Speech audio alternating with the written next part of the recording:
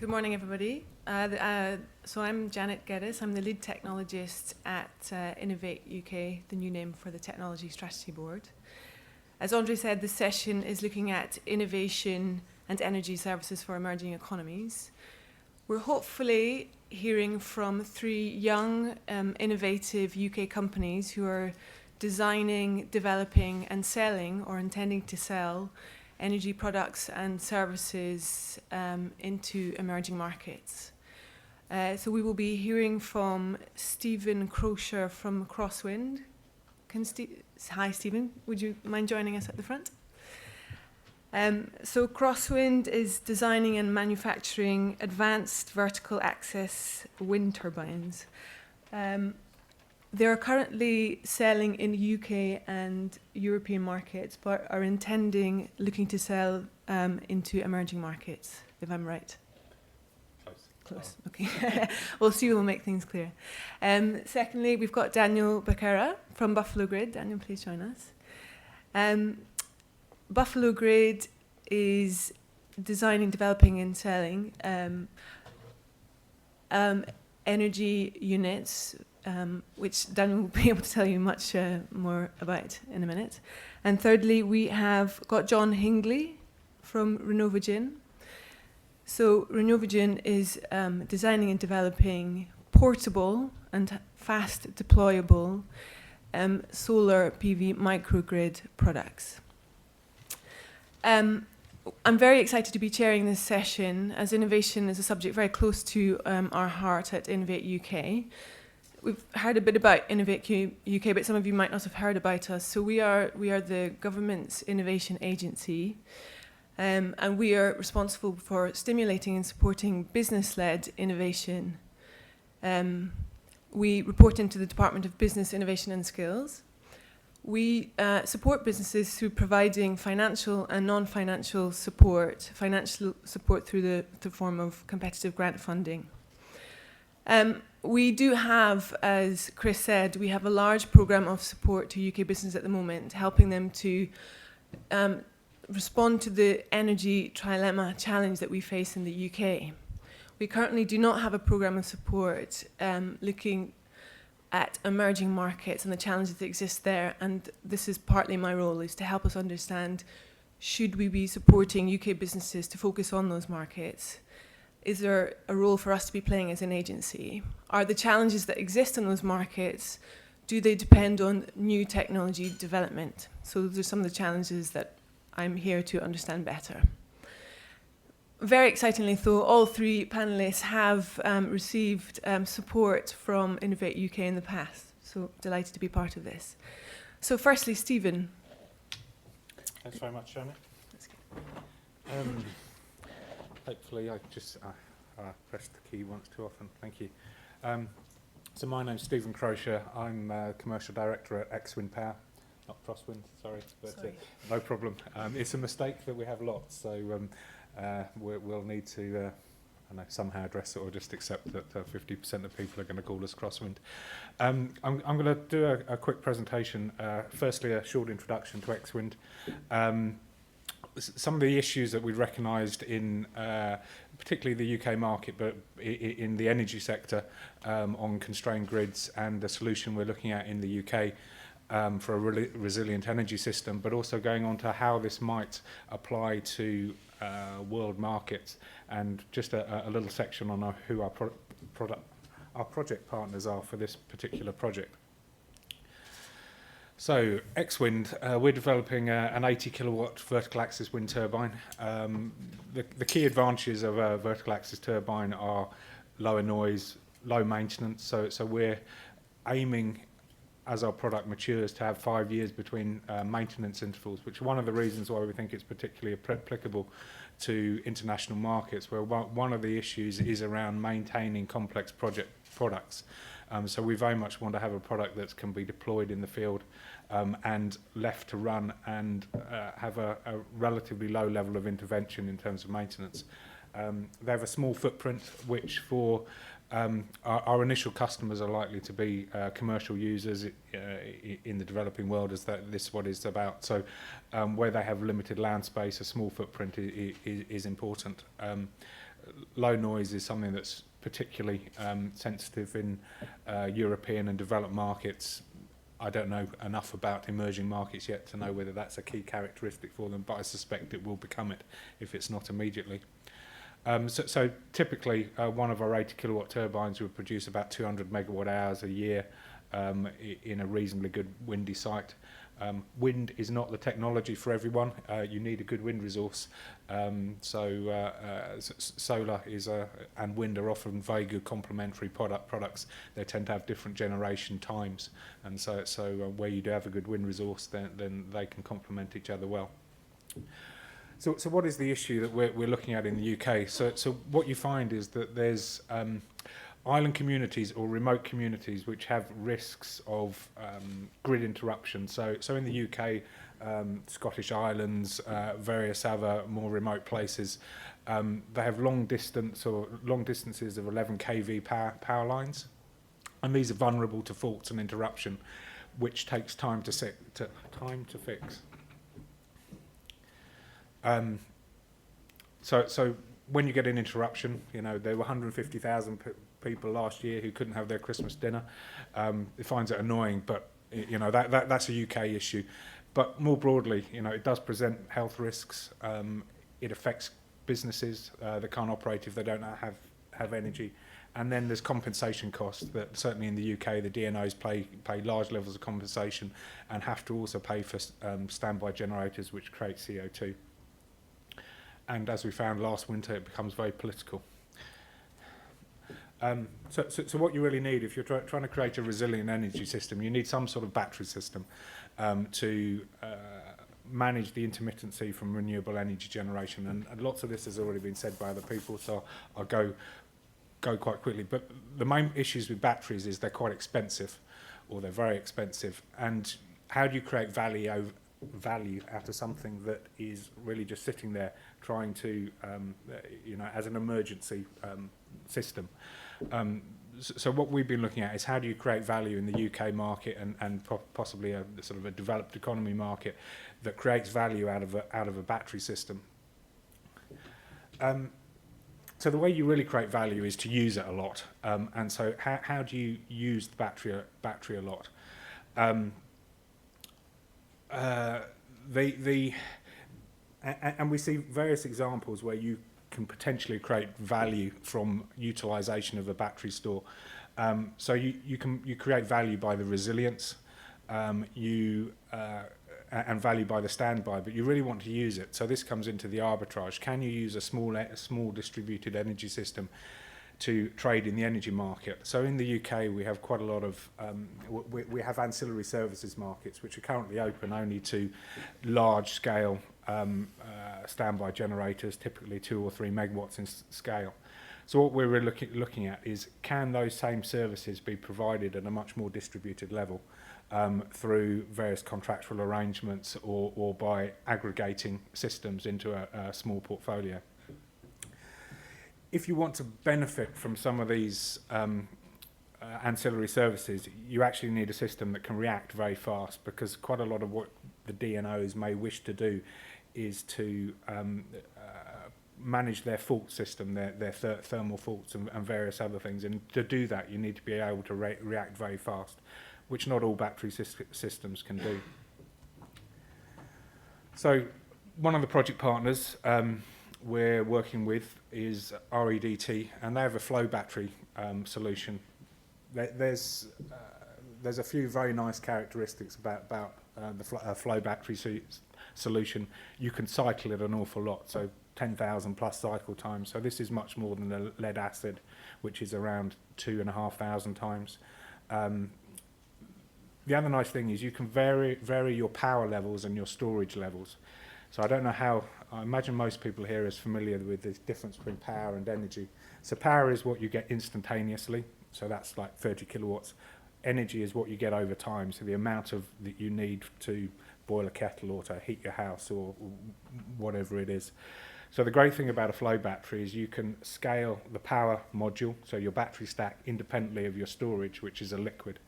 So if you need more storage, you can add storage tanks and increase the amount of time that you have a resilient system. So with the ability to cycle a lot and vary power and energy, you have a very low levelized cost of storage. So you have a high capital cost, which is true of all renewable energy systems, but you have a low levelized cost over time. Another project partner, Capula. So Capula in the project, because we've recognised that energy systems, to manage them effectively, you need to gather data in real time, and then you need to be able to use that data to manage your system. So the sort of data you would want information about is what is your local supply and demand at that given time, what is it likely to be in the near future, so what is the weather going to do, so what is the potential for faults on the grid, do you want your battery, do you want to be using your battery to trade in the energy market, or do you want your battery to be full because you think there's a risk of an outage. And also the weather system may tell you, what is your generation potential with your wind turbine, and therefore what is your potential if you do get disconnected to keep that battery in your community from becoming energy starved. Do you have the likelihood of a day's worth of storage, or a number of hours, or is it a week? So this is why you need a lot of data and to manage it in real time. Also, if you're to provide services to the DNOs in the ancillary services market, you're going to need to be able to react to what's going on very quickly. And in that way, by measuring the flows and having a smart, intelligent system that is looking at all your variables, your generation and your storage potential, that's how you'll manage to realise the revenues, the revenue potential. So what are the benefits of this sort of system? How am I doing on time? I think you've got about 5 minutes. Oh, okay, that's good. So the benefits. So you have a system that has an ability to island. So this is where you disconnect, where your community is very happy, using their power, and then they lose their power grid. So you become an energy island. So it doesn't have to be a physical island, but it often is. It can be a remote community. So it islands for a while, and then it reconnects itself back to the grid when the grid is back up and running. Currently in the UK, that's not permitted. So this is one of the challenges that we're working through. So in the ancillary markets, you have you can receive payments to be a standby generator. So this is a relatively low level of payment, but just by standing there saying you have available capacity to provide into the grid, you can get a payment for that. So this is something that we would look to realise by having a smart management system. Ideally, the smaller the scale, the better, but potentially you'd need to aggregate. It would very much depend on the relationships you manage to develop with the DNOs.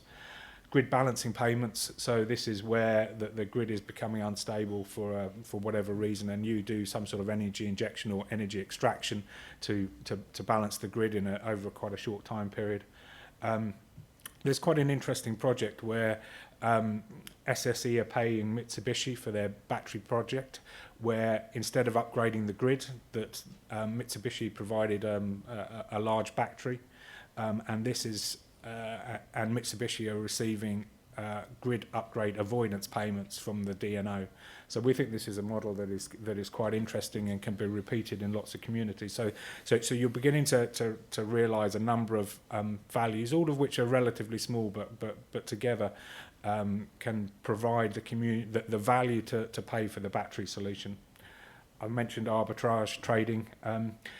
The other advantages the community gets, they get improved voltages, improved frequencies on their local network. And the advantage of this is that means that your equipment that you have plugged in, you're not blowing your light bulb so often because your voltage is going high. So you get some incremental benefits which are not immediately apparent, but over time can produce a lot of savings. And then from the DNO's point of view, lower compensation. If these communities are able to island for a while, they don't have to pay compensation for them. So they get the benefits of health, business benefits, and revenue generation. Quite a few people have talked about the number of people off grid and energy poor. So I'm not going to dwell on this, except for the last couple of things. So some examples of the in the developed world. In the north of Canada, there are 2,000 plus off-grid communities, which from our perspective have got a very good wind resource, and currently they're supplied by energy diesel generation, where the diesel is flown in to these remote communities. Their cost per kilowatt hour is about getting on for $100 per kilowatt hour. It's an extraordinarily expensive, and the communities don't pay that. The Canadian government do. So it's someone is paying. There are places in the world where the cost of energy is extraordinarily high, and these type of solutions would be a game changer for those type of communities. And then an example in the UK of how the grid is already constrained. Only 16% of quotes from DNOs for grid connection of renewables progress through to actually the project progressing, which gives you an indication of some of the issues that are surrounding even developed economies as we're trying to transition our grid from a centralised generation to a more distributed generation. I've probably mentioned this one already.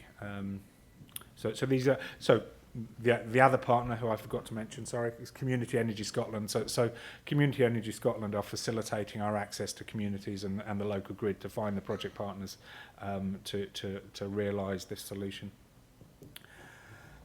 So that's about it from me. So we're effectively developing a solution that we think has got strong applications in the developed economies, but once we have a system solved, it can be transferred for particularly commercial users in the UK, but hopefully a commercial user which is also providing some sort of energy provision to local communities.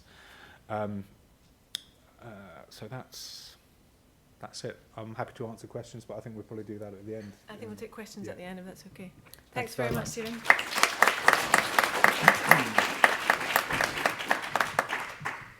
So next up we've got Daniel, who will be giving us Buffalo's Grid's take on electrical power and internet connectivity as a service to the off-grid world. Thanks, Daniel. Thank you. Good morning, everyone. So slides, whichever. It's the right-hand arrow I was pressing. Oh, yeah. My name is Daniel Becerra. I'm the managing director and co-founder of Buffalo Grid, a company bringing electrical power and internet connectivity as a service to the off-grid world.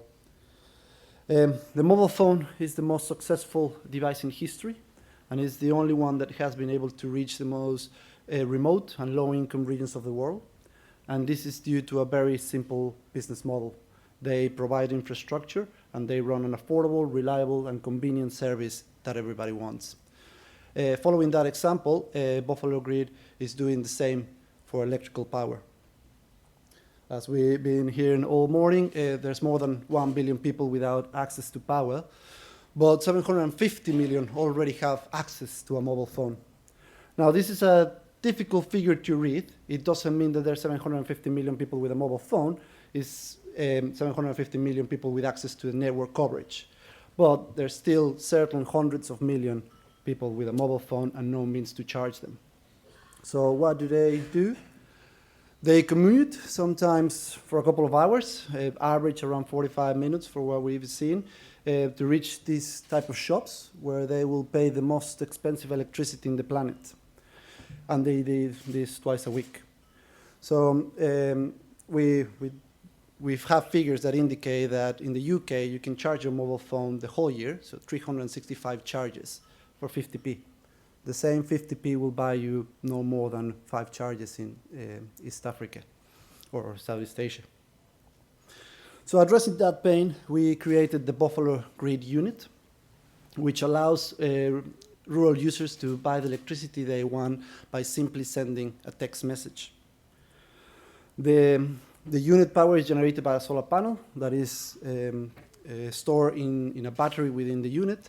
And that unit sort of locks that power away. And the only way to reach that power is by sending that text message that will be the payment and key to unlock that power. Now, paying with text message is great because it allows us to remove the whole cache of the transaction, but as well allows us to capture data from our users. So we can really easily identify which network operators they're with. So there's industry figures indicate that when you provide access to power to these off-grid phones, airtime consumption will increase around 10 to 20%. And that means just about more than $2 billion business opportunity in sub-Saharan Africa alone. And this is very, very simple because these rural users are using their mobile phone just like you do when you have 10% left of your battery. For that phone call you really need to make, for that phone call that you're really expecting. So when power is not an issue, you use it more. So that's where the airtime consumption will increase. So we are partnering up with network operators to say, well, instead of painting houses with your brand, pay the power for your users in a very unloyal market. We have as well data that indicates that these rural users move from network operator to network operator 12 times a year. So pretty much one network operator a month. And this is because no one has a contract and it's a very low and price sensitive market. So whoever has the better deal, they just go with it. So if a network operator is to capture their audience with rewards, then it will become a fantastic market retention tool and a fantastic market acquisition tool.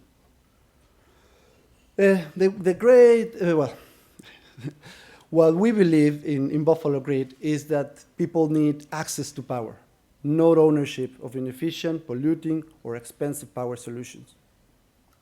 So what we do is that we provide our units for free.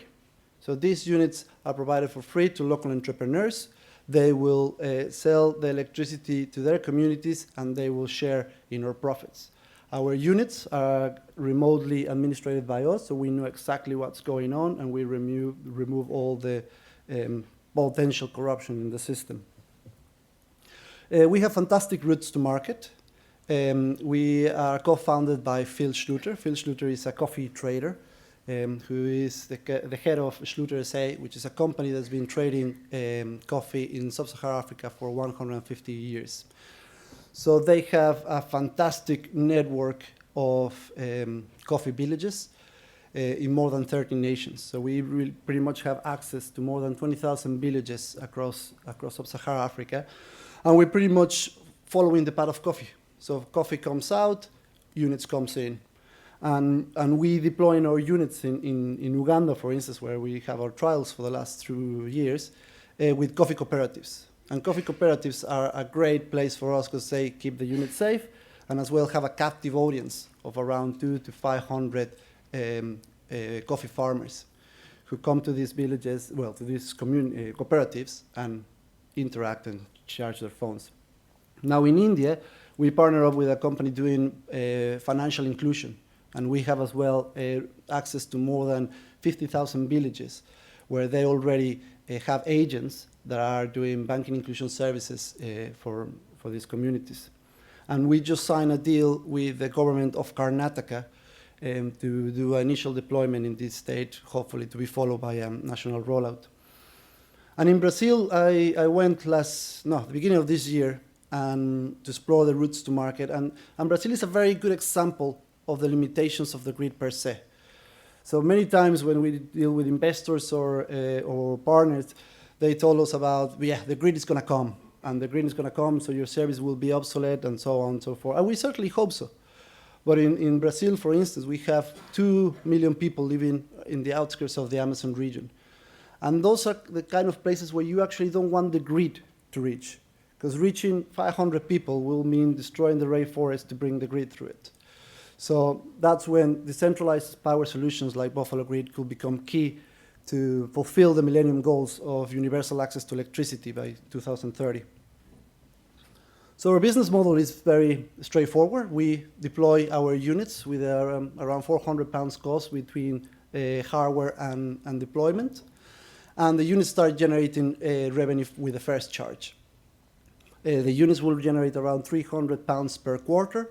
We share our profits with a local entrepreneur that runs it. And we end up with a profit of around £170 per quarter. So the units pay themselves just over 6 months and become profit generators for over 3 years, which is the lifespan of the units. And these figures are based on charging about 40 phones a day, which is what we have already doing for the last 2 years in Uganda. And our new generation of units can actually charge 100 phones a day.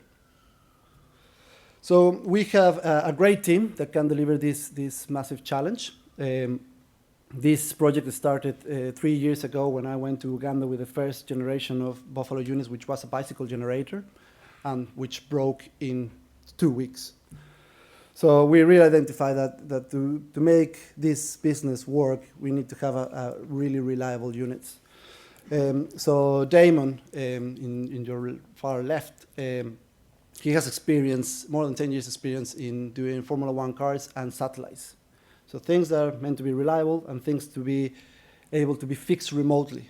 So I'm really proud to say that all these 22 months that our units have been running, every single technical issue that we have had, we have been able to fix from our headquarters in London. Then Stefan, next to Damon, has a lot of experience in deploying electronic components on volcanoes and underwater installations. So a little bit of heat and humidity doesn't scare him much. And our units haven't failed in these 20 years. So that talks about the great expertise that we have within the team. We're supported by a great network of social investors, and as well with our co-founder Phil Schluter, who has this massive network in Sub-Saharan Africa. We have great traction as well. We presented the project early this year at the UN, and we were presented alongside Google, and they were presenting the Open Internet Initiative, which says how when you bring, they were saying how the biggest challenge for this internet inclusion is power. So looking at that problem, we say, well, we have connectivity with our units. We have a battery already there, so it just takes a little bit to upgrade it to have a remote Wi-Fi hotspot, if you like, in every remote community. So ever since that meeting, which ended up saying that if you provide power and internet to the off-grid world, you can really start thinking of eradicating poverty in the next decades. And so the units that we've been deploying in India in 3 weeks, actually, are the first one to have this internet connectivity facility. And this is early stages. I mean, it's not about streaming YouTube next to it. It's about enabling services.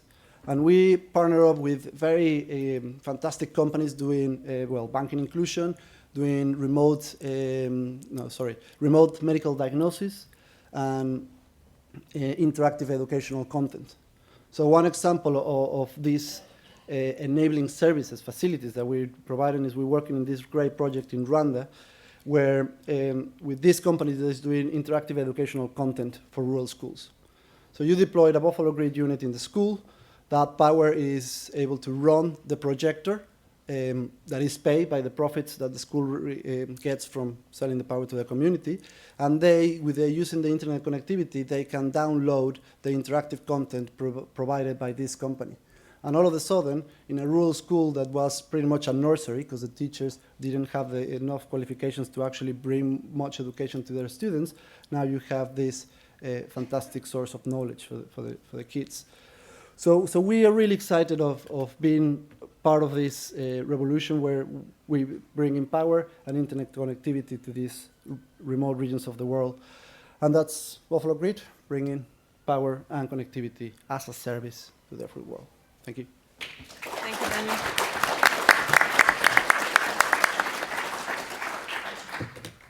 Next up, we've got John Hingley from Renovogen. John's going to be talking about fast deployment of PV microgrids for remote off-grid communities, industries, and disaster relief scenarios. John. Thank you. My name's John Hingley, and my company is Renovogen. And if we can figure out how this works.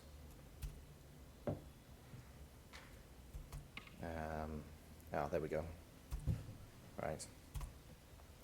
So our vision is to make a 20-foot shipping container into a 100-kilowatt solar power plant that we can deploy in less than an hour. And I'll leave you to think about for a few minutes what you could then use that for and how that might be helpful in the world, and start with just a quick introduction about the company. So Renovogen was founded in 2012. Right after I got back from traveling around the world. In fact, that's me in the Himalayas. We climbed over 20,000 feet, and I used a portable folding solar charger to keep my phone and my camera battery charged up in a number of different places where I was living off the grid in Asia and South Pacific. And I was inspired by this thin film PV material and how useful it was in that off-grid situation. And I came up with some great ideas as to how to scale that up from being a 10-watt solar charger to being a much more significant generator of power that could be more helpful in the larger communities and industrial activities around the world. So I founded this business in 2012, and it's really focused on providing sustainable energy solutions for remote off-grid communities and industries as well. So we're a micro SME. Currently, there's just two of us. Myself, I'm a Cambridge engineering graduate, 7 years experience in technical sales. Dan at the back there is our R&D manager, and he's got experience in engineering warning siren systems and portable systems as well. So together we've built a prototype. I'll show you some pictures in a minute. Our market focus is both on disaster relief, sustainable agriculture, rural electrification, military applications for powering forward operating bases, mining, events and festivals. There's a really wide range of applications that we're looking at, and I see this event as very much an opportunity to explore the emerging economies opportunity that we see out there. We're based in Milton Keynes. We've got our prototype now on site at the Building Research Establishment in Watford. So if anyone would like to come out and see it there, please come and see me afterwards. We recently raised 263K on Crowdcube. So we're now moving forwards, looking to hire more people. So the way I see the PV solutions provided for emerging markets to date really fall into two categories. There's the ultra-portable solutions for phone charging and LED lighting. And there's some great solutions out on the market already that we've seen. They tend to be sort of 1 to 20 watts, that kind of power range, DC power. They're very easy to use, very easy to move around, low-cost solutions, but the power is insufficient for the much larger applications that we're looking at. The larger systems tend to be your traditional ground mount or roof mount systems, which can be up to megawatt scale, as we've heard from Solar Century. But they're fixed systems. They require skilled installation. The installation's time-consuming, can be prone to errors. You need a very skilled level of installer in order to install correctly. And then maintenance is an ongoing issue. And because they're a stationary asset, they're potentially vulnerable to both political disturbances, economic disturbances, extreme weather events.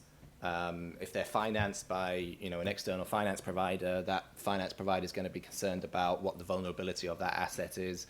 If the borrowing on that asset is not continuing to being paid, what's their opportunity for actually recovering the asset? Well, pretty limited in most of these situations. So the solution that we're looking to provide is something that kind of combines the portability of these very small systems with the power capacity of the much larger systems. And so the applications we're looking at, if we look at sort of power requirements of LED lighting and phone charging, you're looking at maybe 6 or 7 watt hours for powering a light for a few hours or a single phone charge. We're looking at 1,000 times greater energy requirement than that. Still relatively small power requirements in industrial terms, but things like small agricultural applications, such as electric fencing, might be 2-3 kilowatt hours per day. Grinding and milling might take 24 kilowatt hours a day. Refrigeration of your products might be up to 40 kilowatt hours a day.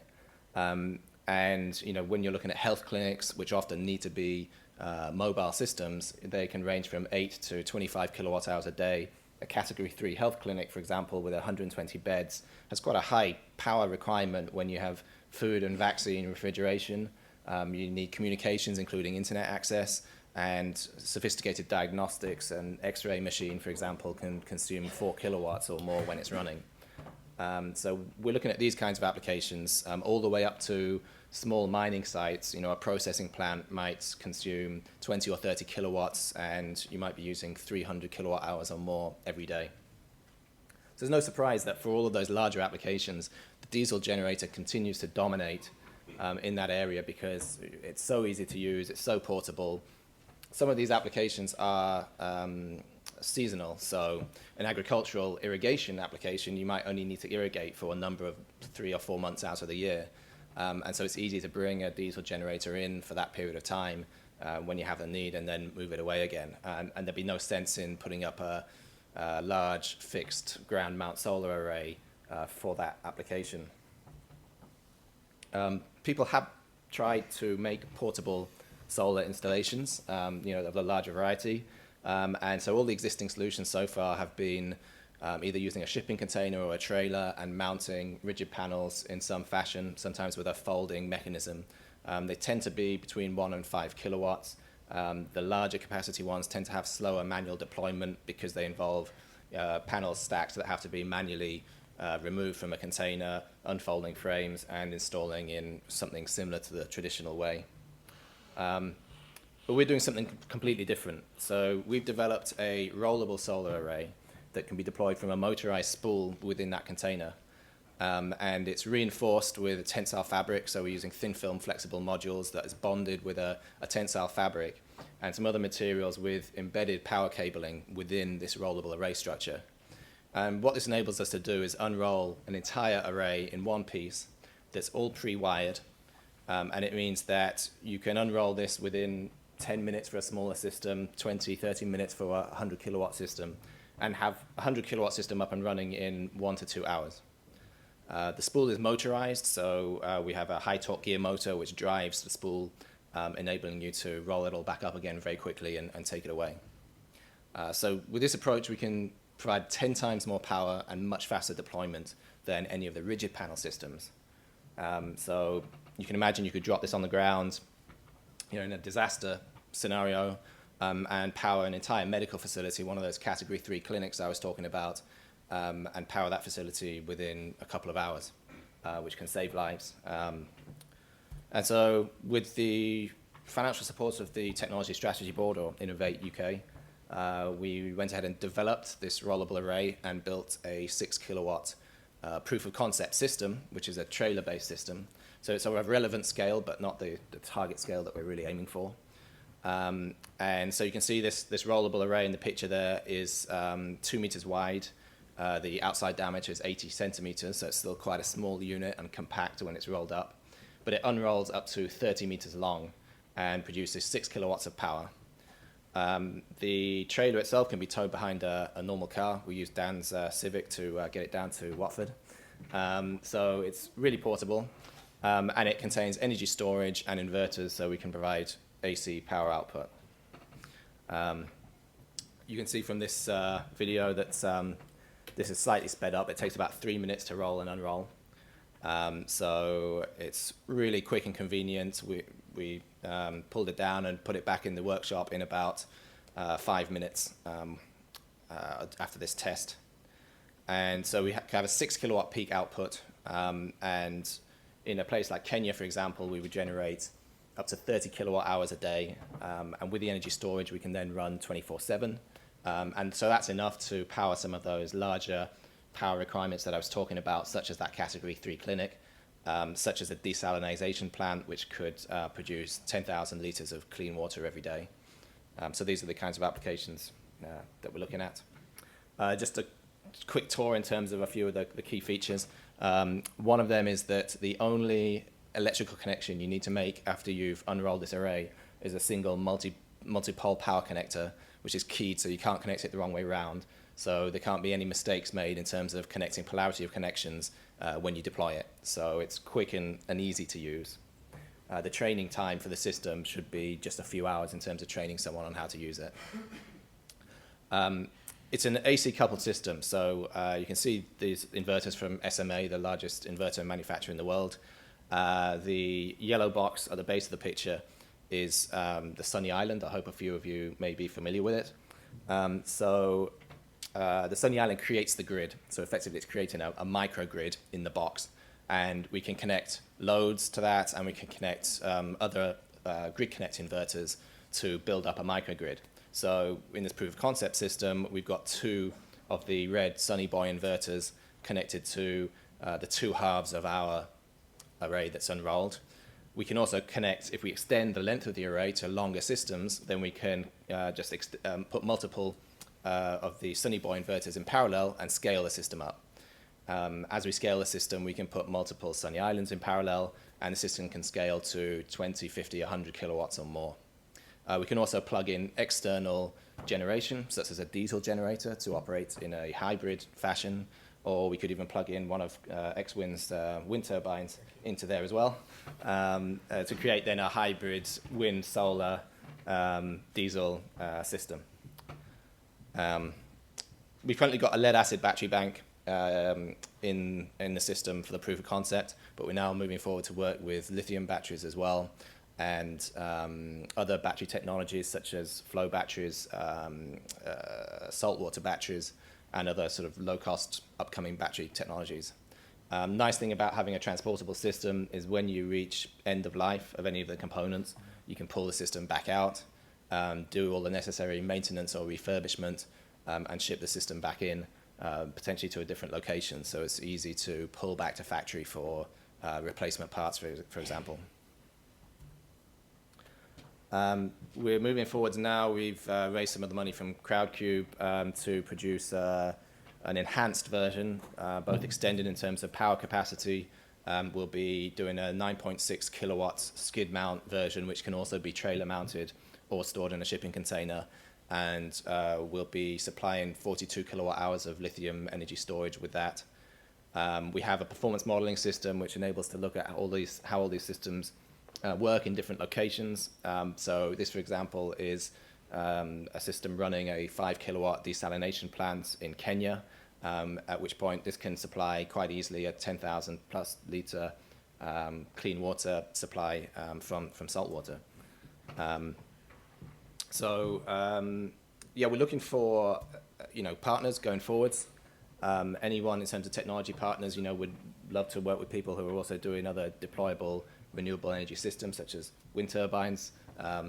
And we're looking for market partners as well. So people who understand emerging markets and can help us in terms of perhaps doing more innovative financing models, how we can take this into a market and finance it and sell the energy more on a service basis as opposed to just selling the equipment. So that's all I've got to say. My name's John Hingley, company is RenovaGen. Thanks for listening.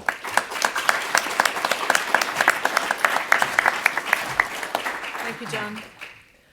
I think let's open up the floor straight away to questions to our three panelists. Yes.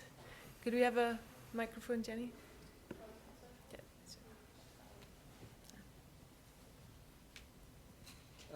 Nick Goddard. For the RenovaGen, I'm assuming if you needed the power in place for 20 years, it would be cheaper to put in, fixed installation, crystalline silicon. I'm assuming if you needed it, like at a pop festival for an afternoon and, take it out again, it would be miles cheaper to use your system.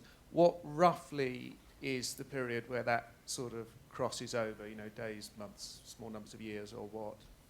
It depends on the location, but up to 5 years is really what we're looking for. We're really targeting now, less than 2 years in terms of a deployment in a specific location. Thank you. Yes.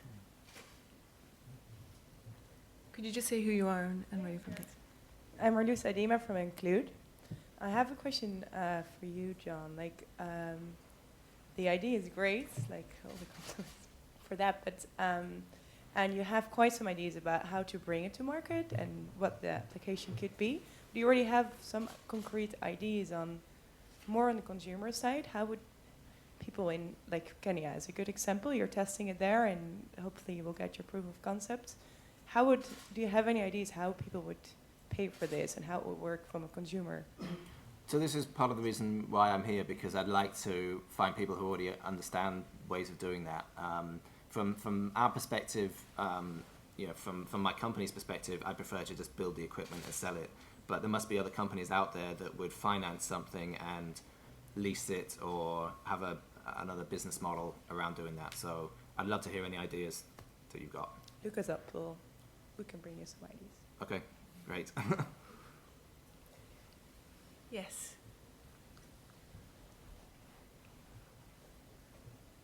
Hi, this is to you. So my name's Chris Emmets from Imperial College. So question for Buffalo Grid. I guess your communication with your systems is by a SIM card. So if you're supplying Wi-Fi access, is that not incredibly expensive for your data charges? It is, but we not expect the end user to pay for the data. So at these early stages, what we're doing is again partner up with other companies that will be paying for that data to reach their services to those communities. Any other questions? Yes, at the back.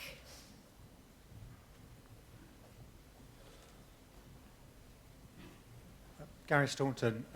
Just a question to all three really, is that one of the big challenges of working in sort of off-grid is that things get broken. So can I ask what plans you've got for actually getting robustness and resilience into your systems and actually guaranteeing a life on them, be it in terms of actually electronics through to actually what happens when someone walks on your unrolled PV panel?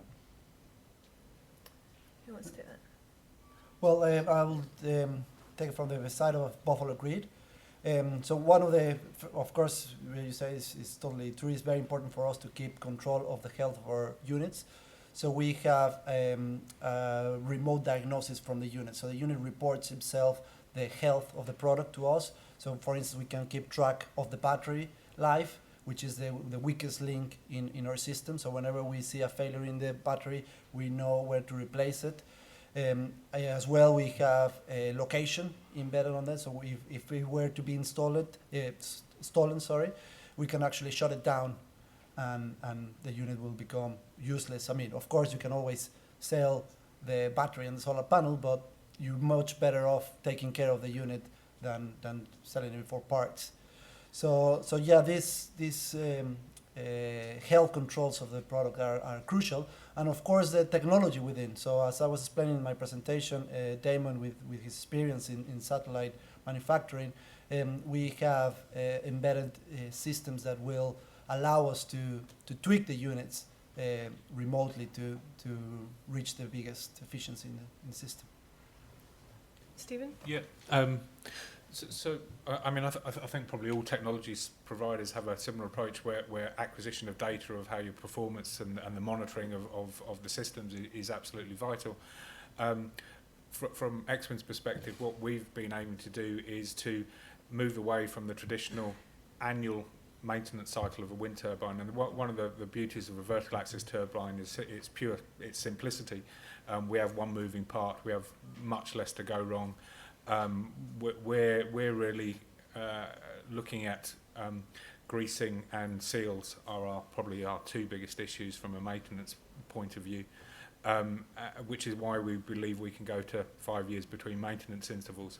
So alongside that as an aspiration, we are very much looking at planned maintenance rather than preventative maintenance. So rather than waiting for something to go wrong, we would be going on a 5-year maintenance cycle, doing everything that needs to be done for it to last the next 5 years, rather than a preventative maintenance system, which a lot of technology works to. Hopefully that answers your question. And from our perspective, yes, monitoring is one piece of that, but the main focus for us right now at our stage in development is to improve the robustness of the product in our next product version. So for example, shock mounting of the inverters, because if you're going over rough terrain, there's going to be potentially damage caused. We want to get it to a level where it's shock mounted such that you could airdrop it into a disaster or military situation, and it would not be a problem. Secondly, the electrical design of the system has been designed for resilience against damage from the beginning. So by having the AC coupled approach with multiple PV inverters, it means that if you have failure of one component, you don't lose the entire grid. So we can have failure of one string of the PV array or of its related inverter, and the other strings and the other PV inverters continue to operate. Each one is separately connected by a ribbon cable of power cabling through that array structure. So that keeps a granular, redundant system in place. So you might, on larger systems, you might have 10 inverters, you lose one string, you only lose 10% of your capacity, and the rest continues to run. Could I just add something further? I also think that the maintenance issues also to do with the scale of the product being deployed. The smaller the product you have, the harder it is and the more expensive it becomes to maintain something. And also the expectation is that it can be maintained locally. Certainly for X-Wind, we feel we're in a slightly different space where we have a piece of equipment which is quite substantial, and certainly the expectation of customers of us onto our customers in the developed market is they wouldn't be maintaining it, and certainly in an emerging market, the onus would be on us or our trained distributors to maintain that product. And I will finally add something as well, because we don't have to sell our units. We don't have to compromise on the quality of our components. So most of our competition who are trying to sell, of course, they're dealing with a low income and price sensitive market, and they have to compromise in the quality of the products to make it affordable, and we don't. So we just buy the best components that money can buy and rely on their reliability. To take the conversation in a slightly different way and slightly hijacking the agenda to suit my purposes, it's something I think I've talked to you all about individually, but I think looking at innovation and trying to understand what support is out there and what's required. I mean, I'd love to hear your thoughts on, as a UK business looking to explore and work in these markets, what support is currently missing to you to be provided either by government or by other organisations? Is it money? And John, maybe you could speak to your success with the Crowdcube funding. Is it platforms to connect to other businesses or distributors in those countries? So any thoughts on that would be welcome. Yeah, I think money is always a massive issue for a business at such an early stage, and that comes into sort of topics. One is the grant side of things, which the support from Innovate UK was absolutely great and critical for us.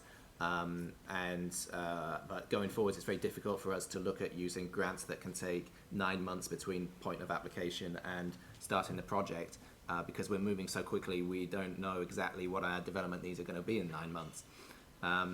And on the other side of things, equity investment, I found crowdfunding an excellent way to raise money, and I think a lot of people looking to invest via crowdfunding sites are looking for the sort of social aspect. They want to make an investment that provides a positive impact on the world, and so I think there's a number of clean tech type companies now looking at and doing it more often, and they're being very, very successful. So I'd encourage people to look at that route.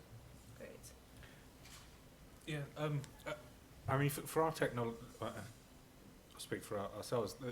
The most interesting model for us is for us to maintain ownership of the assets and to sell what they produce, the energy or the services that they produce, and finding a way of facilitating that with something that is quite a large capital expenditure item would be, incredibly valuable. And from our company perspective, it gives us if you have multiple revenue streams that are continuous, it makes the company just incredibly robust over, this is very much your model, but we're talking of a piece of equipment that is, capital intensive, and in the developed market, in the developed world, it's, a reasonably tough sale.